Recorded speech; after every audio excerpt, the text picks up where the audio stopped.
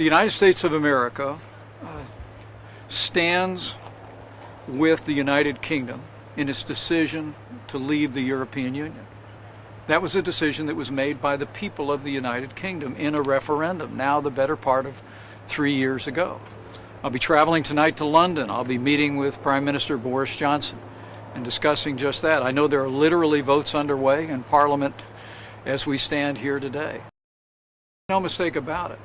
America respects the sovereignty of the United Kingdom, respects the will of the people of the United Kingdom, and we respect and support the United Kingdom's decision to leave the European Union. And we will continue to express that support and hope to see the European Union and the United Kingdom come together around that negotiating table that Prime Minister Johnson spoke of just a few days ago, and reach an agreement that will meet the needs of the aspirations of the people of the United Kingdom and also provide for an orderly Brexit. The United States is grateful for the stand Iceland took, rejecting China's Belt and Road financial investment in Iceland. We truly believe that it is essential that we strengthen the ties that bind nations across this region of the world. And for Iceland to take that stand was an important step and one that we greatly welcome. There's no question that China is becoming more active in the Arctic region, both economically and strategically. And Russia's actions in the Arctic region are decades in the making, but they're increasing. So now is the time for us to strengthen our alliance, to strengthen our cooperation for security. And rejecting the Belt and Road Initiative, as Iceland did recently, but also as I urged today. I encouraged Iceland to also recognize the profound issues that arise from any free nation embracing the technology and equipment of Huawei. Huawei is essentially a Chinese company that under Chinese law is required to turn over all the data that it collects to the Chinese government and the Communist Party.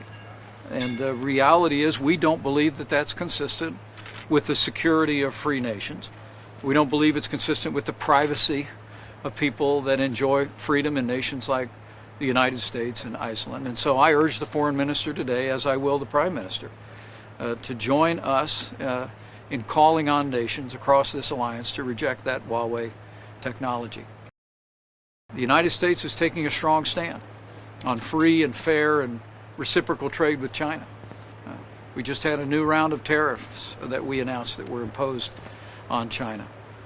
President Trump will continue to take a strong stand until we see China begin to open their markets, begin to recognize the international rules of commerce that govern the interaction between Iceland and America and nations all across the globe. And we remain very hopeful, but we'll always put security first.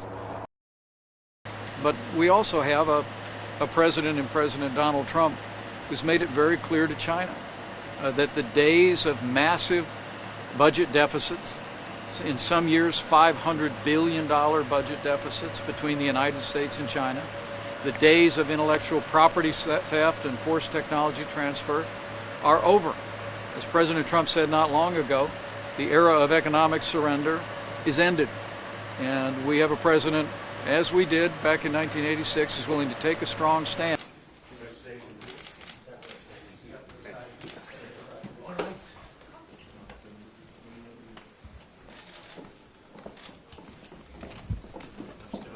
Welcome you again. We are very pleased to see you and Ambassador Gunther and is here today. Your presence, Mr. Vice President, highlights the strong bonds of... So 1914 entrepreneur reports, Einar Benediktsson.